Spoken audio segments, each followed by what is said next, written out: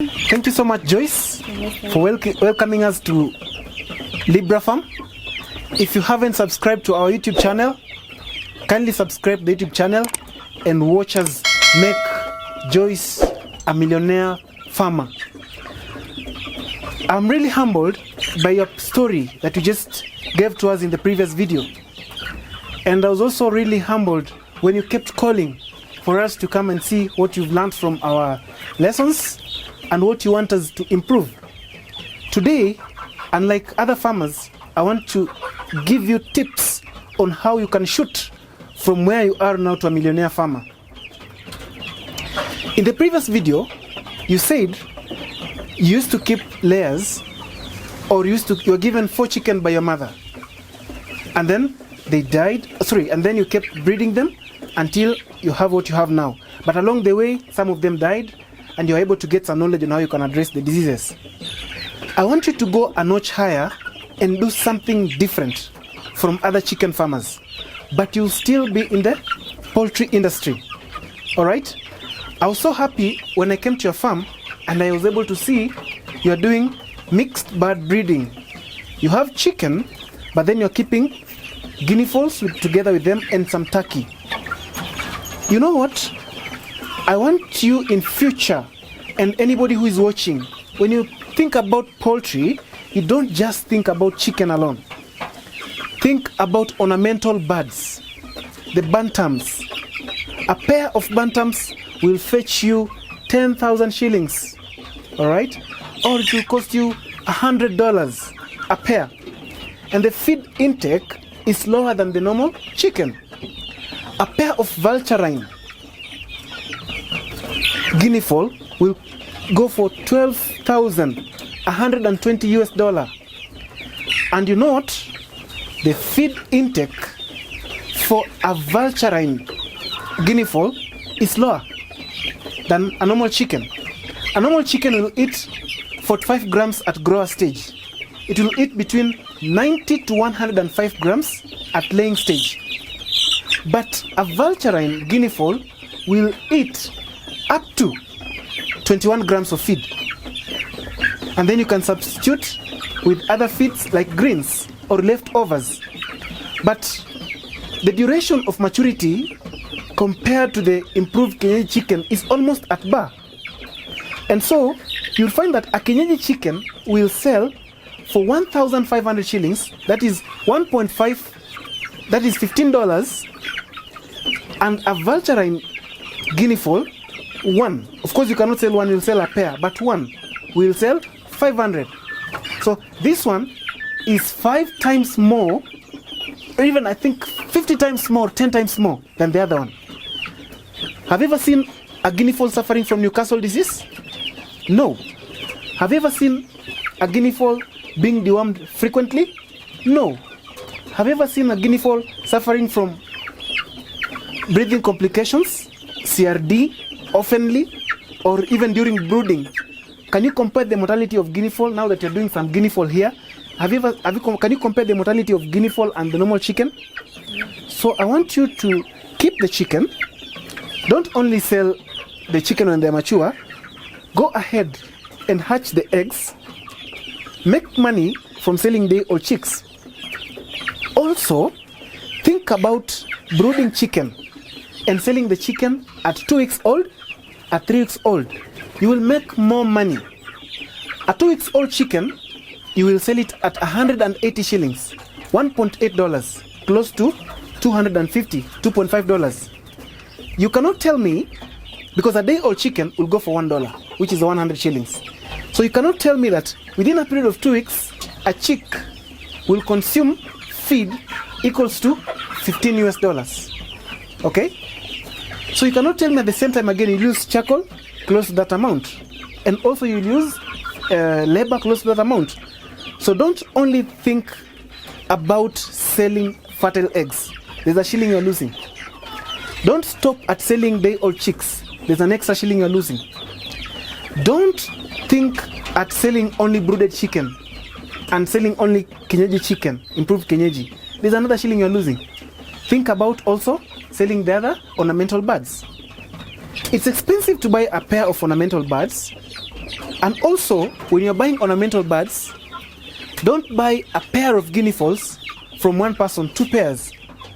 Buy from different farms, different pairs, so that these male cocks can come and interbreed to give you a stronger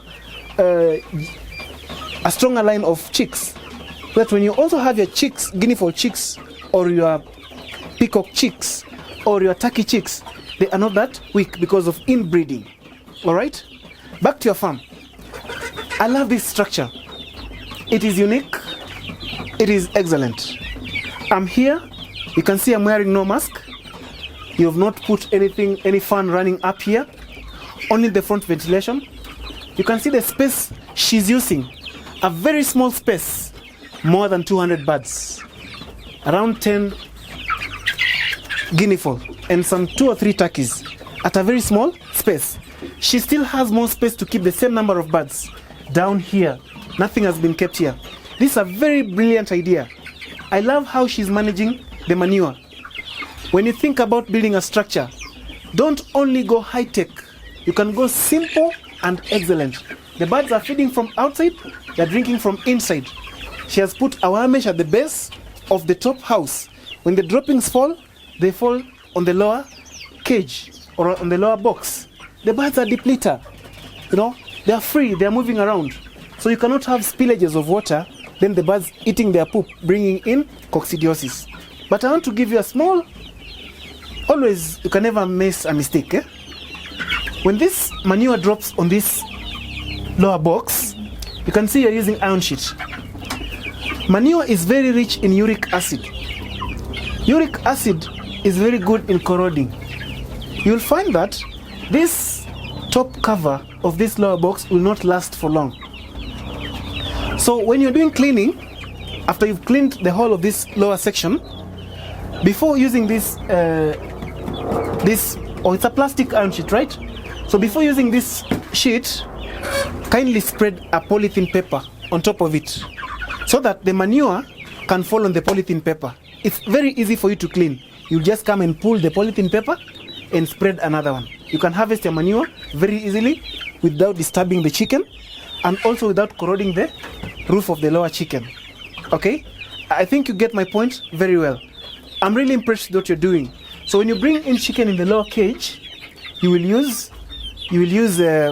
kindly use the wood shavings, introduce the wood shavings so that they don't go directly on the floor. Use the same idea you've used here. Make the feed troughs outside. And if you introduce feed troughs inside, don't use so many feed troughs, just use a number like you've done there. This is an excellent and an awesome job. I'm so happy that AfriChick is bringing people from somewhere to somewhere and somewhere and somewhere. I didn't know. I always just speak like somebody who's speaking. And I'm so happy with what you're doing.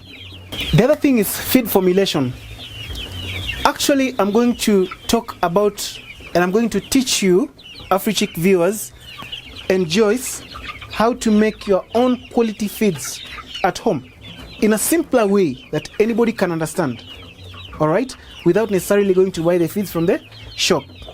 I will teach you and I will give you the formulas in the next video. But here, I want to talk about the routine management practices in terms of feeding and giving water. Always feed the chicken 2 times. 3/4 of the ration in the morning. 1/4 of the ration towards evening. All right? Make sure you have sufficient water. I can see your drinkers are sitting on the floor. That is not correct. There's so much spillage of water. If you're using a multivitamin, for example, with that water, when the chicken drink, they spill. So you can imagine how much money you're spilling, because multivitamin is money. So when that water is spilling, it is soaking that manure. When it is soaked, you get a pungent smell. When that smell comes up, because this is iron sheet, the chicken start coughing. We call it in Kiswahili kungorota. Then you wonder, kwa nini zinangorota? No. That is because of water spilling on the manure. The manure produces a gas called ammonia. You see your chicken starting to kupiga mwayo. No, like they're hissing. All right? Then you'll see your chicken coughing. At the end of the day, you start seeing mortalities. When the chicken are stressed, the feed intake reduces. When the feed intake reduces, automatically the FCR reduces, the feed conversion ratio. The BMR reduces, the basal metabolic rate. Always weigh your chicken. Pima kilo, kila wiki. Pima ni kilo ngapi leo? This week, how many kgs? Next week, pima, how many kgs? That is the only way you will know if you're making progress or not. Because this chicken, what is the KPI? What is the key performance indicator that you can use to evaluate yourself? They're not laying. Hautajua kama ziko sawa ama ziko sawa. Lakini ukipima kilo, if you keep weighing them, you'll be able to know whether my chicken are okay or not. Right? Give them enough lighting when they start laying. At this moment, I don't think you are using light. Let them rest so that they also reduce on the feed intake. Then avoid much stressing. This is a good job. Always watch our videos from the beginning to the end. The lesson and the tip is always at the end. Some of you watch the video at the beginning, then you write for me 300 emails. Honestly, most of the emails, I've addressed them in the videos. Take your time and watch the video. Just learn everything.